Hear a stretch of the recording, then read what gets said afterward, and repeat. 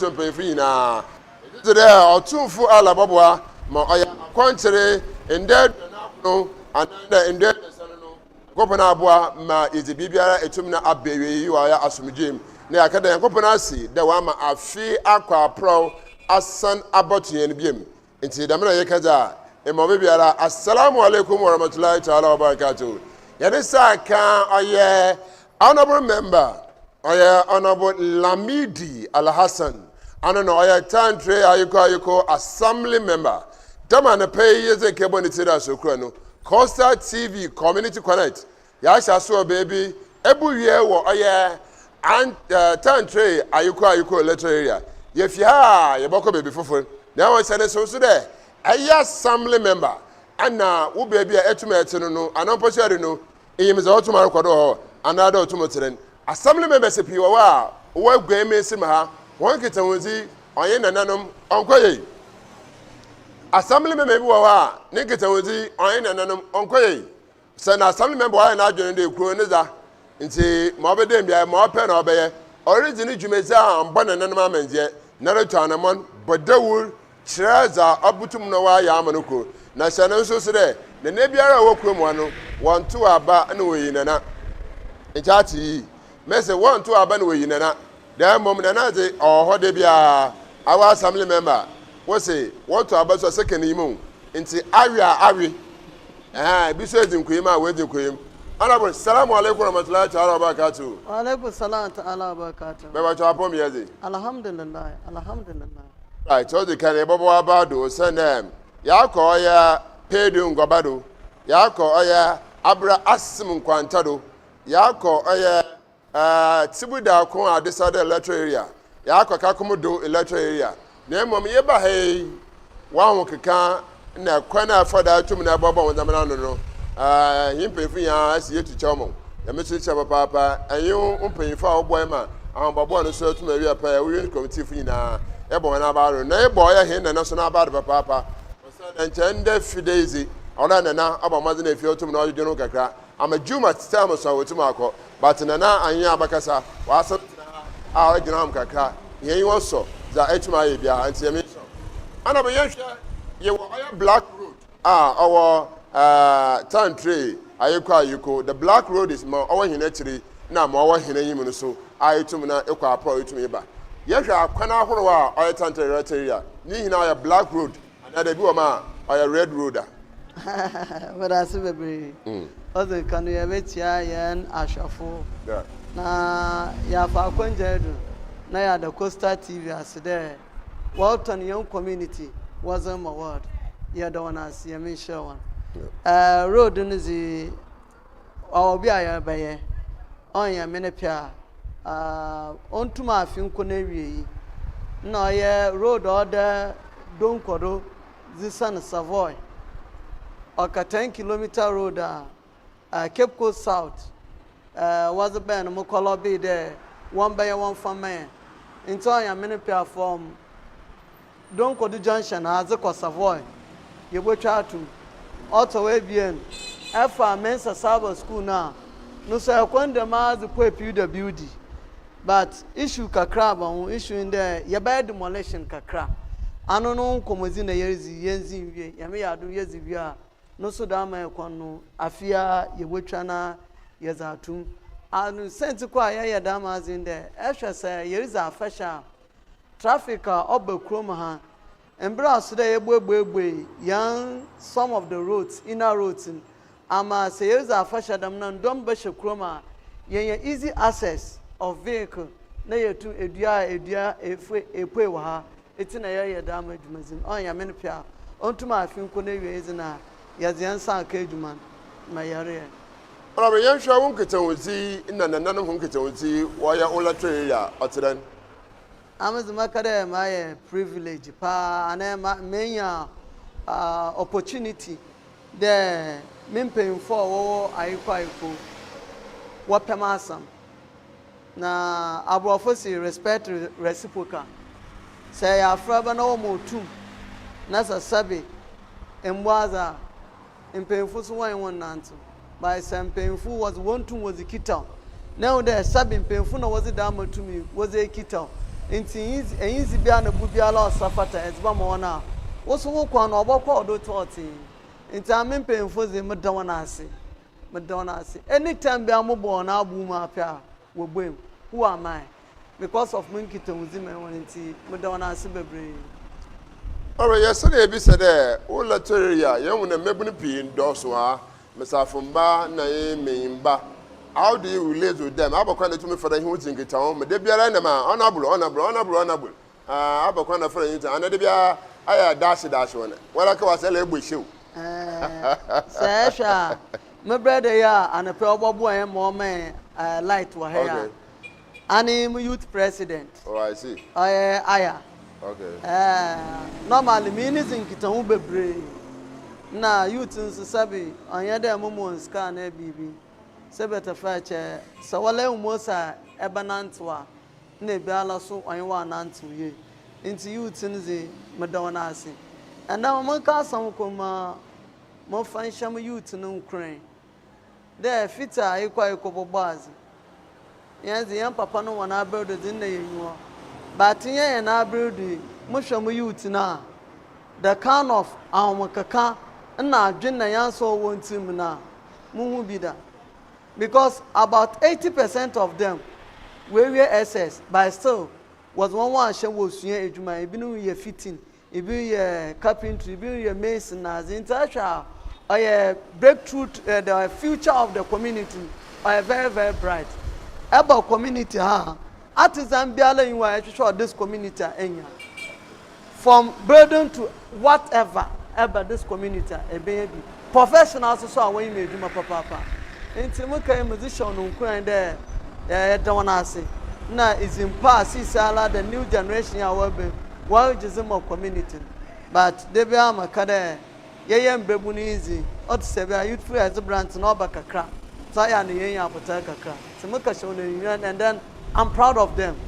I'm very proud of them. I really proud of them because Esha one saw one for one far in the one Zama Basa. No. That's my youth there. I can bet with my life squad. They really respect themselves and they respect the authority, they respect the community leaders.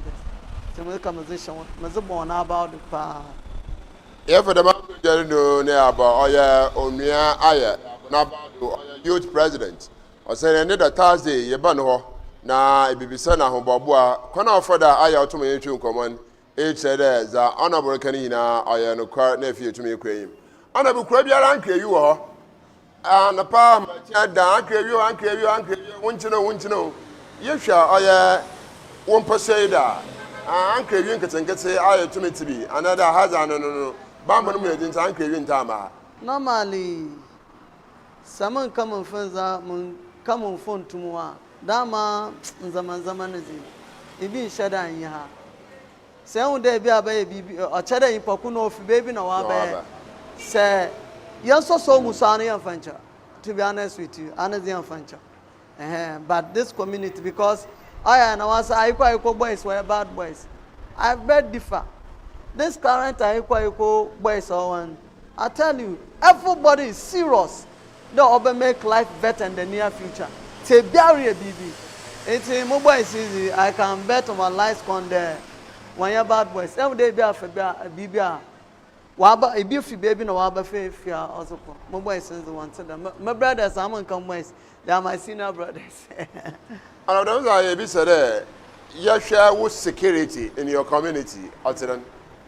Oh, as ever, you know, security my own. Yeah, security my own. But actually, so one to not deter criminals. No, a lighting system. So actually, community, yeah. Them can.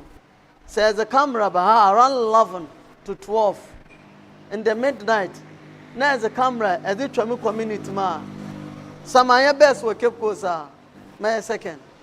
As for my street lighting, and then so on yes kakakaba no.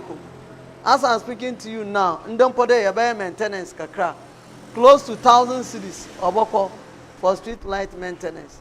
And see your lighting systems. I do my best with my own resource in the museum. Yeah. I'm saying, be said, Yesha, language barrier, or dorsal, who are fancy for her, but you when there, house like Casano, dorsal. I could have a question to me for that. I blend in here because I'm the pay me bay. I want you to come in here. I was going to say. The man like this and I blend if I am to meet us with Jim. Therefore, to make way. I come as some a time I'm making them pede my busy community name. Abraham call other side no ya Shantrude. Mawaka chairman the honorable. Yeah, to Abamu because. Yet to Abba may be of fee, AYIKOO-AYIKOO. On Cassayan. Namaka chon there. Once someone say, Dam no mosumata. Some to me, Adamza, and Mamun to Mumbo, when you put there, once and to Abama. And then, true, so one Cassa what you to there. I mean, say better fetch this community. Me, you might say, me, fancy. Me, there ain't a TANTRI AYIKOO-AYIKOO electoral area. The language is the barrier, but the language is not restricting us. There you monk. I don't see any barrier or yomu. But about this area, the castle dominate ALHASSAN. But other part, no ya Shantro na TANTRI don't go do na zizipo mensa saba. No so casa or dominate here fancy. I am multi-dimensional language. Honorable Sire, Aya Kassan, no, Oyesua, Quan, Autumn Northern. Never my Quana about for that, year 2 years in Gitao, Nafi, Etumna Abwa. Baby, I shall in Viaran, it would call Facebook, Coastal TV, Community Connect. Once I message be a pedo send Bia, Yaya crowd ever or Mazanefi, year 2 na, Yakan Kanyam and Nazam, also Tuminati. Never shall so there.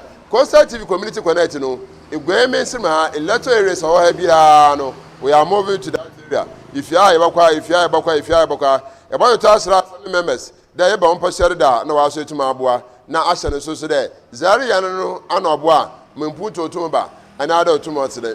Honorable, yeah, be said there. In Sukahoro, or electoral area. Of bread to better in the dark, a baby. The baby I acquire man can see Sierra, and Merosan. Some motor, if some member, you need to come out there, the Hemencha, and sanitation. Everyone then. Extra sanitation now abroad. I am a mathematics. Yeah. What your set? Yeah. True set, you be subset, you be even numbers, ordinary, and what have you. Yeah. Second sanitation abroad.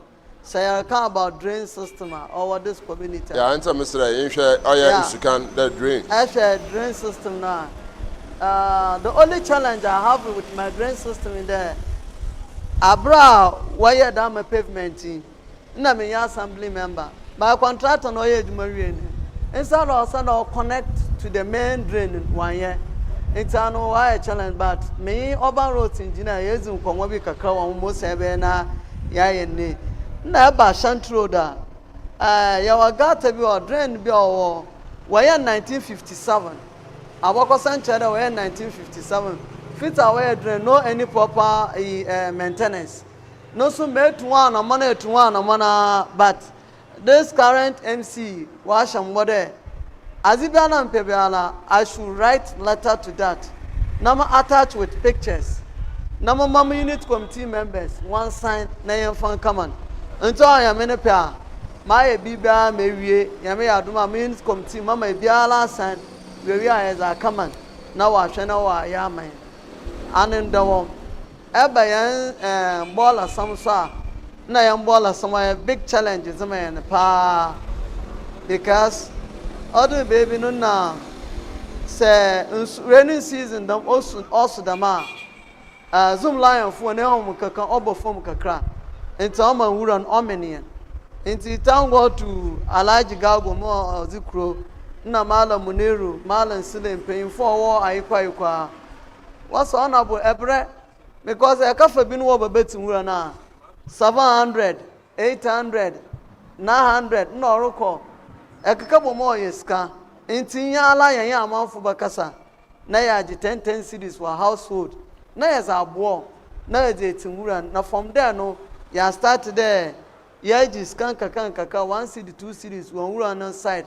na ya fa bi agino am why need because one a what one so we yin pasabi say ya ba bi ba on kabon nti mempemfu adam no oboam bebre o ma meska kaka am spending okofom ti emulate the same thing so Ashanti Road because Ashanti Road so many times na mo for prison for Mamutia prison for ka oba beti na aze ba sisa ya dama azimben wa ma sisa the ehwe container site na ebon there is a little bit improvement or eti matota same amount for there ma ya na kakan Sabiata Facha this community was I no one I won say chinyo do one ebatafu yambo na onyeye but I'm very happy there one collaboration no so orokodon kakan nti so far so good ana ba yan hwea aya school so on person do ana pe wada woma yesa kan aya ma family bi tumi yon hwe nkomo won kete won so aya school so wa on person do no okay Peter meet aho opinya na aya wo ye aya cheche fun panyimfo no so huna wo dan na what to safra assembly member amba assembly member ma masraun waso nkete won de tere wada mejimezinum amede be amakare assembly eduma am out to call and respond waba from na bajedo sebeta fache eduma akasi road aze ayekada ebe samuntumi ye aban no be enti saban be ye ami muntumi ye but waba from honorable ye hion eboko challenge or waka chana mono send it to but sometimes some of the schools in the only challenge I have with them in there session education system now assembly member I am part of school management committee but where your meetings are one from if I'm one of me you call there oh me osimo so me chiraza wa ha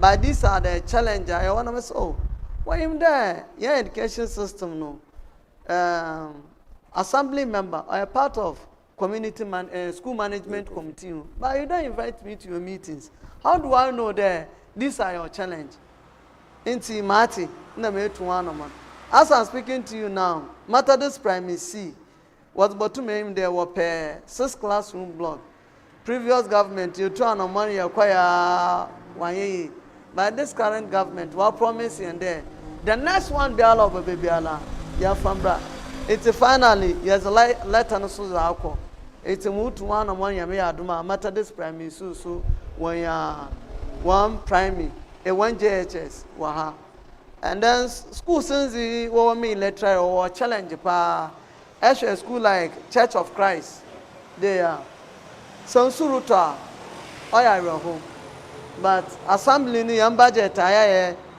oya men pa ye be re-roofing never presby the same thing ba mu pona me MC kada say nche be cluster e botu yesi cluster of school building na yes abo somewhere 23 rooms and 21 rooms na ya chama Methodist Primary C Church of Christ and Presby no so anamona me ni zun komode ye botu ya e bibi dam na ya abo sebeta fa che anye assembly is ye pede ye bibi e china enyi obakade osimosi obo no mbazin amazem come phone to mo send them to me as personal mo send them me amazbo community me mama for so send them where was wanting kaka we get there the man assembly member to America asinga kaka you get there and very true that bibia yanka kaka na etumi za akweneyim na afi etumi aboam ensisa ya assembly member na nanom wo community wotumu ye na obeye su akwama from sabi wotumu ndantam why community anabro wa bi wa ha anada wo dantam ma baba na in afi parents man I am a cousin some of the colleague assembly members the Amu community or Zongo Bonglu. Okay. Or Zongo but or Banglu. Or Bonglu. Yeah. Obe AYIKOO-AYIKOO abakacha the work of school. So we behave as such. We don't behave anyhow. Say some boy, our 9 o'clock for camera for this community. Say one school going people do. There is none. But sometimes some of us, are very worried, concerned about some of the areas now. More former one done time now. Say better fetch. You may think there, Echina na now is where we are. We are here today. We don't know the next minute where we are going. Say be an shani be nasa sabi obaye ewia na obaye asu kankanya. Maybe I will bana atno abono ka atetanen na wa be liability to die your son and die your children. The reason there our abran bana mo we sie no anu wan hwe ba afana wa to etia na wo ba wo na wa kafa akonfo abanodo anhwe ne na wa say wazi nti na wa yen worried I am a cow assembly there no osana ye shambra eko float by 9 o'clock na yan there afabo ko school ma our organize float osana ye jelu. Why? Because say more former young one more former the next 10 years 20 years to come they have come of age. What is the plan? What is the future? And we are not thinking as a people. Say if the future is not there, where are we? It's some of the assembly members. One hour for no Sunday, one more than time. Listen, no. So often a more than time. I was so bad and no one of those age. And I'm one. It's this thing I'm fighting on it at the assembly there. But better me, act no do. Act law on that. Because I was the seat of education. We don't see it. Go to our various institutions. About the way you meet in Krankasa and other language in our camp. It means that we are not going to the school. We are not having the education. You see, so you might any opportunity. Because you see, take in data and inventory of students. About 90 to 95% were foreigners. If we are 5%, I will sit down as a people. It's a wholesome situation. I have one us in the hospital, one share year, Nazi. One of ban eman education. Now, I can't more hospital. Several affairs as Oman about Namaba. Oman hospital, Namaba, Oman, yeah. Obena Zinjana. Young school, Yama, one school, Sabi. No, what a busy underwear. And see, now I wake up call as people. Mototo say, Iguaman, they ain't able to adjunkum. Now, you start there, Yaldrin. Yabayan done. May you go the next 10, 20 years, and 30 years to come. Iguafuna Layabazion. I understand. Big issue. My country, if you don't think ahead of time, you're not going to understand what I'm saying. But Sabin Kwache one day, no. As some America, some people send a phone serious. Our friends be Accra, about 6 of them were travel. Not the last time maybe so could Bilal, why is it that you travel a lot? What he told me there, the airport is in Accra. Yes. So they took advantage of the airport and they're traveling out. So the UCC is also here. So let's take advantage of the UCC and educate our people. I thank you very much for the opportunity. Right, so Chibiara, honorable member is the Bouye.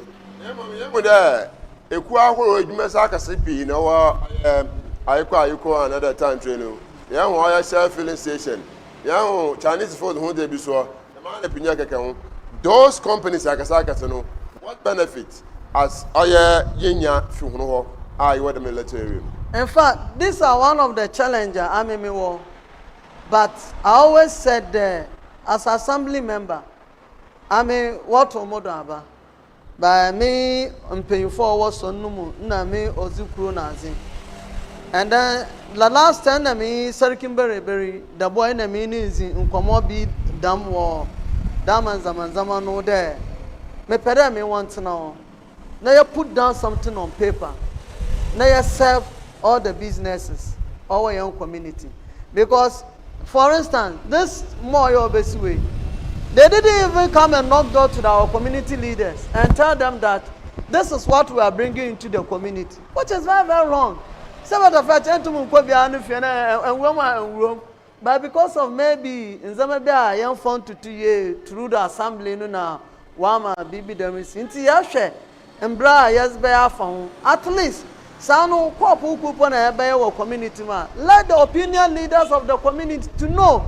Because he says a BBS, the community opinion leaders know over from one. These are the sort of challenges, because if you are Bernardo feed and now, Mankadam, ejuma biara o this community biara say atranche biara si on si sala ejuma no wa no the baby o nya na o young community nya first victims eti me circle the boy yezi won komo akwachi on ya me pa yabasa sanzama there are a lot of things ascended this community your own and now you have benefit of it yenya for instance this Shell Tantri, Sound Forward, and big institutions. At least in Chei, they should come and pay homage to my leaders, my community opinion leaders. Oh, ya Juma Afiasun, ya Boko, Yan for Sinti, a Bechian one. Oh, Nananu, pay for what's on Numu. Wenji Atasa, now Sunja and Waba. You come and to Mumbai, Binu community and your business, and then cook all the benefit and go away, and then the community will be lacking behind. And then on Chebia, in Zama Basasa. I'm thinking of a lot of things there, but sometimes they need their support in Oya, because I can't do it alone. Because as it be a baby, I saw a scar. Me resource be a baby. The little I'm having as salary, and I'm in a miserable mourners, and since I'm supposed to a family manager, on ye is more, but Alhamdulillah. Yeah, you scabat is kafazin. Say, did you want him? No, my be was through nano. Or saying I'll be one no, you my barefoot and Zama to my bow. And then another got an Akawana share all the year. They usually have I'll do you go to Olewo and Kano. Like if you go to a hinted Safiaba. And did you want me journal now? Do I or nano? I'm on barefoot. And about that, paying far, would you see what? One son and so there. Uncle Chiro, you be soon schooler, no, this is not a be behind my way to market. Nemo, your minister was a which in one conqueror. Yes, and so that I to me, and nearby a young to Kruma. I don't think no business of to my town archer. Into share manager, you want your manager, Uncle Chit, and until the Muslims, ye chia, young share all your time and Saturday to me, a Muslim in Yali, young by your time. Now, so get your good morning and good afternoon. I just check or send you swimmer.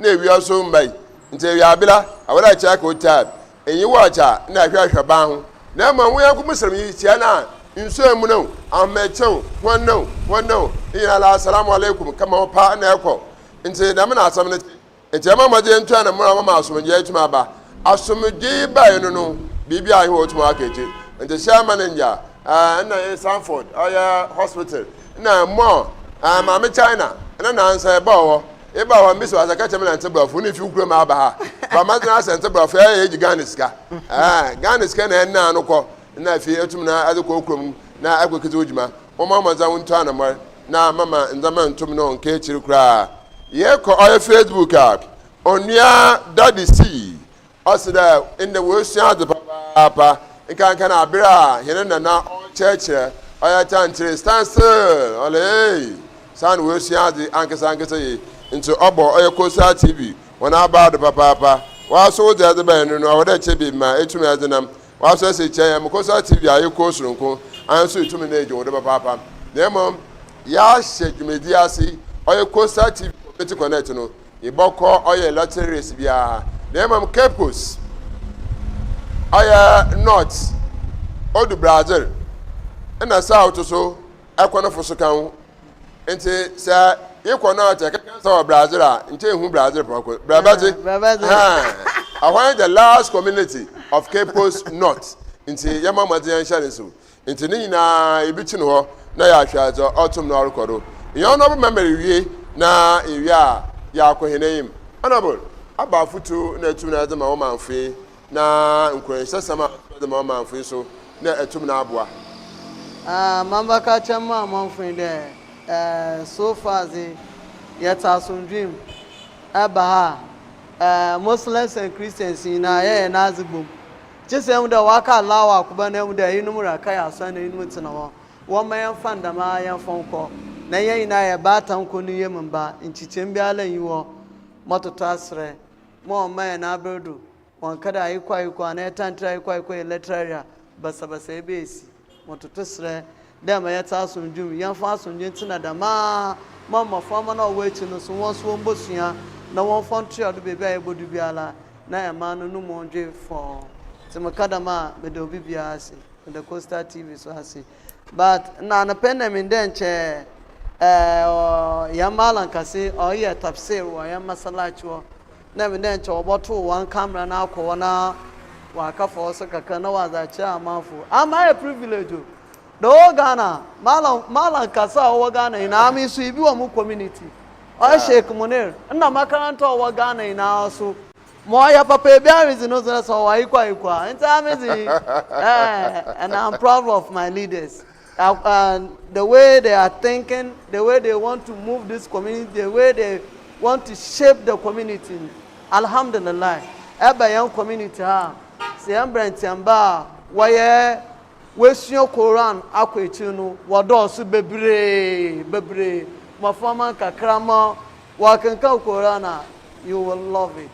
Se ya kai ya ze shaya malam Munir ina na oziko na mpemfuni na ukran there wanted to ndama na ya fonko na wona echi no so obo de wedua idua papa ma waso abapa ma ema amana aman wezu mfaso idua edua na AYIKOO-AYIKOO anya ankuti o the whole world obezu mfaso on chere bia nzeme bia ya odo but yanka onya me pe bia so bomu ma ya wo kokwem sebeta fa cha wasi akukọ ntu bogu yo akukọ ntu bogu ma kontomle obasese ni subana na chi ja kan asa na okedeje ni subana asesa ne tem hie egwaze na mom honorable amaye hunu de ja kan no hauda for dos papa e wa dos ha na mom ebo oye zawudi jumeze wuzi no oye mosque wo na mo biara agbomeche keni ya hauda ni nti alhamdulillah na farko dai sheik mu ustaz malam Munir shi muke mai godiya da shi da mai anguwa Alhaji Gago da sarki da boy da manyan sarakunan mu da manyan mu godiya muke ma kowa da yanda ake tafiyar da lamarin anguwa dan yanzu dai Allah ya so yadda tantra AYIKOO-AYIKOO electoral ka zo tantri ka zo AYIKOO-AYIKOO nan da muke zaune almajiran da malam Muniru ke tara su da ci amfanin su duk duniya duka ba da jimawa ba duk duniya za su ga abinda manyan mu suka shuka AYIKOO-AYIKOO ga zai tafi duk duniya duka ci amfanin shi. Assalamu alaikum, godiya muke ma kowa kuma barka da shekara na azumin Ramadan.